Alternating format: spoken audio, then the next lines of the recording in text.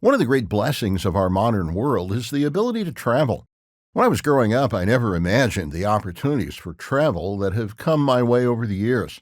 My wife and I have been able to travel all over this nation, as well as visiting, at least briefly, about a dozen other countries. Travel opens up a whole new world of understanding and appreciation for others who live in cultures far different from our own. Like most travelers, we've learned that visiting a different place takes a good bit of planning, especially if you're trying to coordinate your schedule with others. If someone is traveling to see you for business or for pleasure, knowing when they're going to arrive is important to all of our preparations. Of course, while we might need to know more details today, travelers have always found it important to let people know their plans well in advance.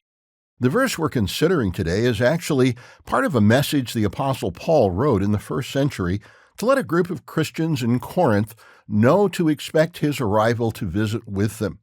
Paul had spent nearly 3 years in the city of Ephesus and was planning to visit congregations in Macedonia and Greece prior to going to Jerusalem. He told the Corinthians that he wanted to spend some time with them, perhaps even spend the winter there.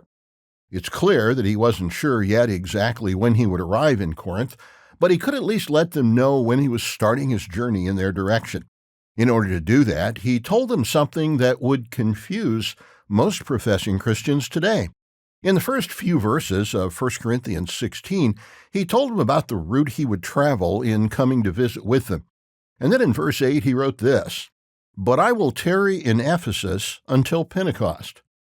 Anyone who reads the New Testament probably knows that there was a very important day of Pentecost just a few weeks after the death and resurrection of Jesus Christ.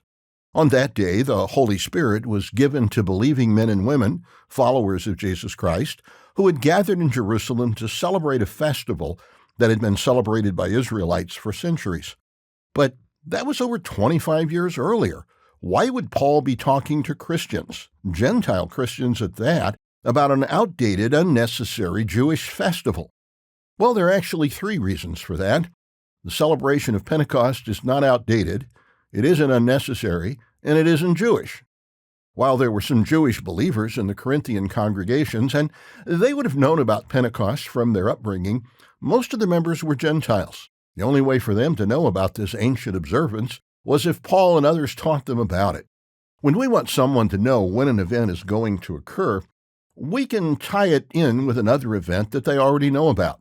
We sometimes refer to the event they know about as a timestamp. If I told a group of Americans that something was going to occur a week after Independence Day, I would be using Independence Day, July 4th, as a timestamp. If I said the same thing to a group of Indonesians, most of them would have no more of an understanding of when that would be than you would have if I referred to Indonesian Independence Day. That's August 17th, by the way. The point here is that Paul's use of Pentecost as a timestamp would only make sense if the Corinthian Christians were well aware of Pentecost and when it occurs. In fact, the New Testament clearly shows that the first Christians, Gentiles and Jews alike, the ones who were taught directly by Jesus and the apostles, observed not only Pentecost, but all 7 of the annual festivals God had revealed to his people. And that ought to make you ask yourself, why those who claim to be Christians today don't do the same thing? Well, actually, there are those who do strive to live by the same standards those first-century believers followed. And if you'd like to find answers to those questions, check out the show notes to see how to download a free copy of our booklet, From Holidays to Holy Days, God's Plan for You. There is no need to be confused about Pentecost or any other aspect of God's plan. He's happy to help us understand what is expected of us as we continue to examine His Word, verse by verse. Verse by Verse is a companion podcast to the Daily Bible Verse blog, which you can find on the Life, Hope, and Truth Learning Center. Check out the show notes for more.